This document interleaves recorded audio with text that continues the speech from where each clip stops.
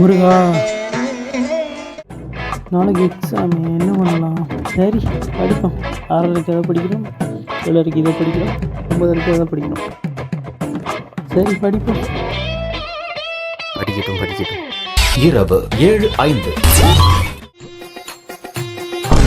டேய் என்னடா பண்ற?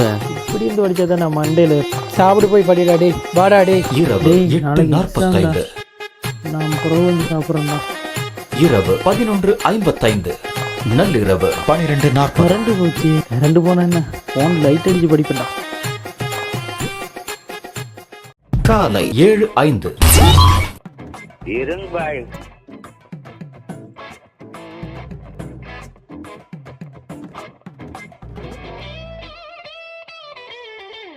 என்னடா செய்யலாம் இவன்?